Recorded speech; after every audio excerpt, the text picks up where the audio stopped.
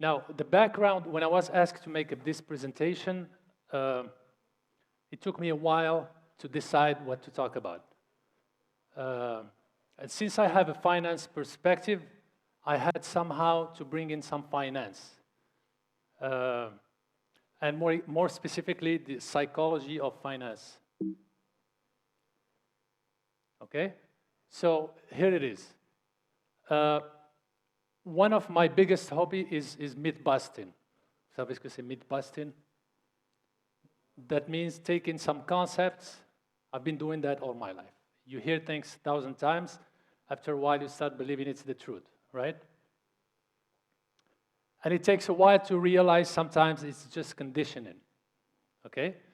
So I enjoy doing that with small things and big things. So I will combine myth-busting with finance, and I will give you my statements in a few minutes.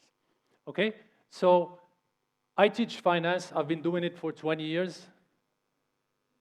It's funny. It's fun. Can be boring sometimes, but it's a very interesting topic. I've done some research about it, and for the past few years, I'm also trading financial instruments. You know what that means, right? And since I'm researching, I'm doing trading and I'm researching traders, do you know that traders, you know, people who buy and sell stocks, currencies, right? You understand that. The success rate is less than 5%. That means if we have 100 people here, less than 5 will make money. Sometimes even less than that. So why is that? The question, deserves some research. Now, trading is very fun, very exciting, very unpredictable. Okay? You buy, you sell stock, you hear some news, you think it's going to go up, but it's go down. You think it's going to go down, it goes up, you don't understand, right? So how can you make money in such an unpredictable environment? Well, the trick is to get into the psychology of trading. The mistake of some people is that they think there is some magic somewhere, okay? There's some magical strategies, or there's some magical indicator or magical formula. I will find it, and then I will make millions of dollars. But trading is very hard, right?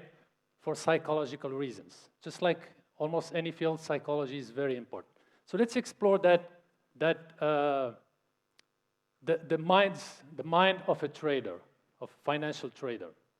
Okay, it's very interesting. Okay, a successful trader has a poker face, just like mine. What is a poker face? A poker voice. No idea? Well, first of all, if you see successful traders talking, expressing their ideas, you don't know if they're happy or sad, okay? You don't know if they're having good time or bad time. They just have the same tone, same face, and they keep it for a long time. To them, being in a marriage or funeral is the same thing, okay? Making money or losing money, or at least in appearance, is the same thing, okay? They control their emotions, okay? You cannot stop emotions or things popping up in your head, but they don't let these emotions control them, okay? They are highly organized and highly disciplined, okay? They wake up every day at the same time. They do exactly the same routine. They don't think. They work like machines, okay? They have the same working hours. They have the same resting hours. They do their exercises at the same time every day, okay? So they are highly disciplined, beyond a normal person. And in the trading, the characteristic of trading is that you make money and you lose money sometimes. Okay, that's part of the nature of the game. And to them, when you see them, a successful trader is, when they make money or lose money, it's exactly the same thing. You will find the same. They will still go out there and do the same routine and do the same thing, do their exercise, have their dinner at the same time, etc. Nothing really changes. So they have this poker life. They don't show their face, okay? And that's really the nature, or the characteristic of this personality. They have also what we call a probability mindset. And here I'm about to get into my statement. And what is a probability mindset? A probability mindset, that means they think in terms of probability. And this is not very natural. Very few people can think in terms of probability. What does it mean to really think in terms of probability? They don't think in a deterministic way, like people who, would like to have a fixed salary, would like to have a fixed life, would like to know what they will have for dinner tonight, etc. Now, these guys, they can have a winning month, they can have a losing month, etc. So probability means that they get into something and they know the probability of success and the probability of failure. Just like when you flip a coin, right? You flip a coin, what is the probability that you will have head? 50%, right? So you don't know exactly in each flip if it will be head or tail, right? But if you do it 10,000 times, what will happen? It will be 50-50. This is how they think. So to them, you have to keep doing the same thing over and over and over, thousands of times, in a very boring way, without thinking, to get their probability of success, which usually to them is more than 50%, right? So it's okay if you lose sometimes. You will win more than you will lose. But this is so heavy on the thinking mind that it's, 95% of people cannot do that, okay? Usually because they don't know how to do it. So these people, they're not projected in the future. I'm talking about these people like they're aliens. They are supernatural in a way. They have no projections in the future, right? They don't think about tomorrow, after tomorrow. Well, actually, they think about it, but it's not affecting their emotions, right? They are here now, okay? They can feel their body, their sensations. They can hear you. They can analyze what you say in an unbiased way, which is very hard because the mind tends to be projected in other things that are not here, right? This is the natural way of doing things. To them, nothing is a problem. It's a situation. Everything is a situation. Whether we perceive it to be good or bad, we are in a situation, we have to manage it. Okay? So if the situation is what we call bad, well, I will get rid of it as fast as possible. Okay? That translates into them, when you have a losing trade, I will not let the loss go very far away. I will get rid of it now before the loss gets bigger. Okay? And that's very hard to do because we don't accept a loss. So sometimes we have a losing possession and we keep a losing possession until it gets worse and worse and worse and worse. Okay? When a situation is bad, then you try to make the most, or good, sorry, what we perceive to be good. We try to keep it as long as possible, make the most of it. Okay? So we prolong the good situations and we shorten the bad situations. And this is the probability mindset. This is how you win. This is similar to what people say, you do it over. If you fail, you do it over. You fail, you keep doing it until you succeed. It's kind of similar, but it's not exactly. It's a probability way of thinking. Now, the interesting part is that, and here it's a little bit controversial because positivity is really a big thing for everybody, right? Well, these guys, they don't do what they do in terms of positivity, okay? And I will go as far as there is a confusion of what positivity is, because I don't really think positivity gets you the good things, okay? It's other things that will get you there. Positivity is more of like sugar. It makes you feel good, right?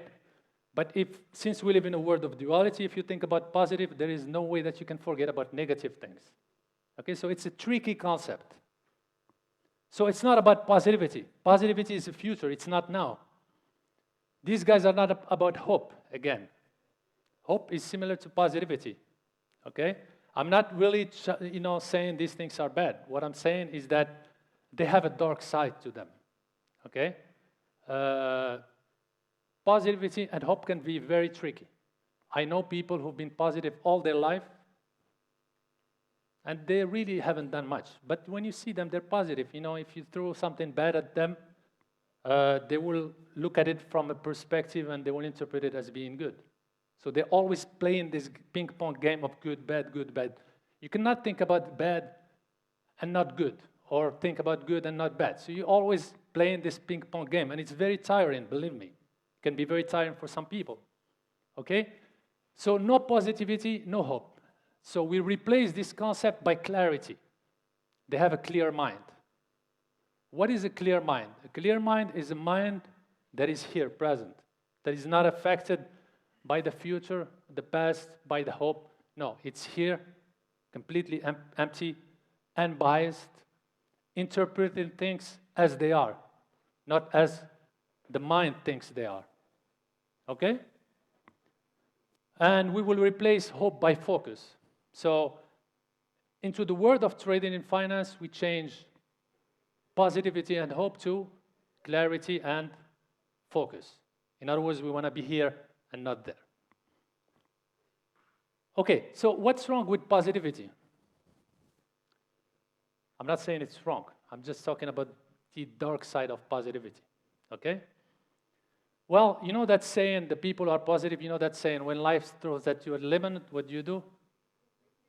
You make a lemonade, right? That's a famous saying for the positive community, which is almost everybody. But the problem is if you have a lemon, do you know how to make lemonade, if you know what I'm saying? Because there is always a gap, okay? And if life gives you what you think is a lemon, is it really a lemon? Because sometimes what you think is bad, you think something happens bad to you, you wait a little bit, you realize it wasn't so bad, because it threw you into something that opened some doors for you, okay? So it's always a mind interpretation. What appears to be bad can be good in a longer perspective, and vice versa. Okay, so there is this gap. Well, an example would be, okay, I want to have this nice house, but I don't have a nice house now. There's a gap. And that gap can widen. Why? Well, because you start wondering, how on earth am I going to get the money to get this house, right? Is this legitimate, right? So you can get into a vicious cycle of thinking that widens the gap. And it happens all the time, okay? Like what he just said before, it's not because you think positive about something that it will happen, okay? Because there is now a reality that is in front of you that keeps throwing you away from it. So at the end, it might get worse. And this is what happens to most people. That's the reality. So it's not easy to manage. So closing the gap is between what you want and what you see right now, because what you see right now can be very bad, according to your judgment, okay? But it's here, so it's affecting you, and it's hard to get away from it. That's why most of the rich people are from families who have money. Most of the poor people are from families who do not have money. That's the way it is, because that's what you see. It affects you all the time. So the people who go from one to the other is because they applied, the very high self-discipline or some kind of self-pressure, self-clarity that we'll call, that got them to there. And it's really a minority. We have to be real about it. The last thing about positivity, or before last thing, is that, positivity and hope, willpower, motivation, these things need a lot of energy, isn't it? Right? You have to keep pressuring yourself to remember to think about this all the time, right? And this, in a sort of funny way, can be fueled by sugar. If you want to motivate yourself all the time, keep repeating affirmation all the time, keep doing all this, you might have to eat a lot of sugar because you need that energy. It's an energy that you need that will go away. So I know a lot of fat, positive people. I'm sorry about that, but it's one of the risks. If you use positivity in I would say, wrong way. And it can lead to depression. I mean, there are scientific studies about this. You know, people tend to ignore the dark side of these things. But there are some negative or some studies that actually link positivity to depression. Why? Because of this gap that I said, the gap between what you want, but you really want, and what you have, and that you cannot close. By not closing it, you can have some mental issues. Okay? All right, so we want to replace positivity and hope with clarity and focus. Okay? So clarity and focus, that means you are here. Okay? Not there. I'm not in tomorrow. I'm not in the other building. I am here. I'm watching you. I'm trying to feel you. I'm trying to feel the building without any biased judgment. Okay? This is what clarity is. I'm empty in my mind, so I cannot judge you based on my programs. So I can judge you as you are. Okay? This is what clarity is. And of course, focus goes with clarity. That means I have to find a way to focus on you, to be here, right now. Okay? So I really believe that, you know, a lot of people who make it, you know, who do good things, they talk about positivity, but somehow they have this clear mind, okay? And they add positivity to it, and they have very nice mix. But some people just cannot make it with positivity, okay? And they are not given the right directions into starting working on clearing their mind before they can become positive. Okay, so when you are clear, it's not that you have no emotion, that's not really exact, but we are human beings. You cannot stop thinking. You cannot stop emotions. But what you can work on is stopping or limiting the impact of your emotions on you. Okay? And that can be done with some work. Okay? So no emotions, things are what they are, not as I am. I'm seeing you as you are, hopefully, not as I am, not the filters of my mind. This is how traders make money, because they are able to judge the market based on what it is, not on what my mind is, okay? On what happened yesterday or 1 week ago, etc., okay? That's what clarity is. I cannot judge things well if I'm positive. Positive is tomorrow, no? If you know what I mean. Okay, and these guys are single-minded, of course, because they are very focused and they have realistic expectations. Okay, realistic expectations, and I think somebody touched on that, is that, you know, things are not as simple as you might think. You know, for example, a few days ago or a few weeks ago, I was interviewing one guy to work in finance academy for me, and he wanted to impress me, and the first thing he said, "You have to hire me. I'm the future Warren Buffett. I'm very positive, very, you know." I told him, first of all, Warren Buffett is not a trader, he's an investor. Well, he invests in financial instruments, but he's not a typical trader. And I don't like that much positivity. And I wanted to say something, but it's gone. But anyways, I ended up hiring him, not because of him, because he was really funny, and because he knew about finance somehow, okay? But you know, I told him, you know, Warren Buffett is not an investor, and it's not realistic. There's only one Warren Buffett.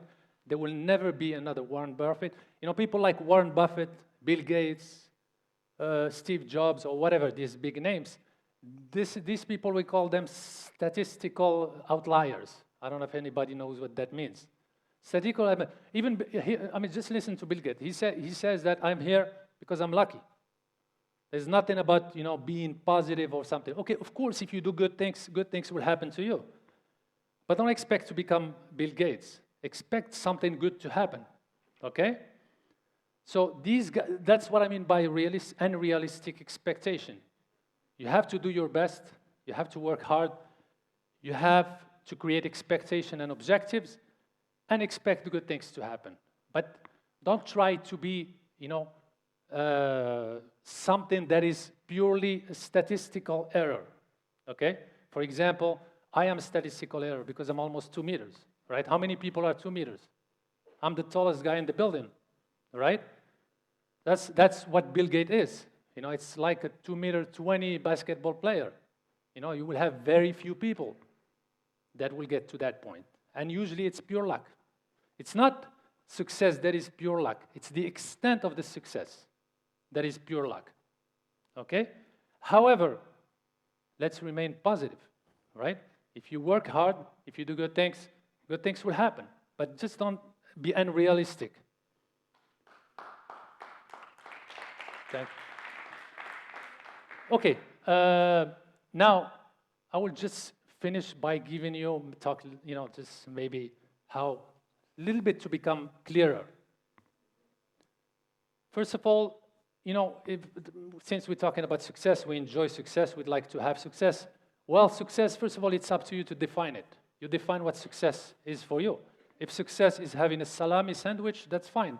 It's nobody's business to judge you, right? If success for you is to have a lot of money, good for you. Just make sure that you don't have that gap, that you can get there, that the gap is not too strong for you, okay? So you define what success is. Then you clear your mind. Try to find or learn some tools that will help you clear your mind, okay?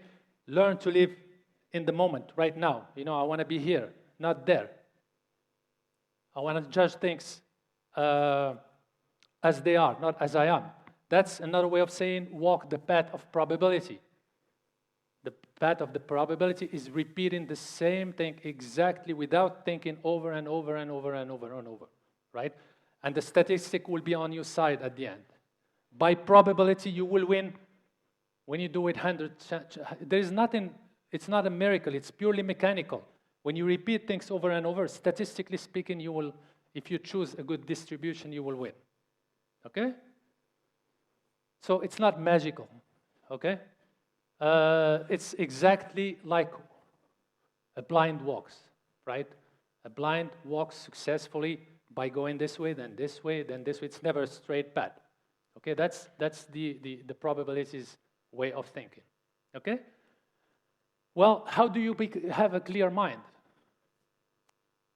Well, I'm sure there are many ways, but to me, I think the best way is just learn how to breathe. It's as simple as that. Simple does not mean easy, right?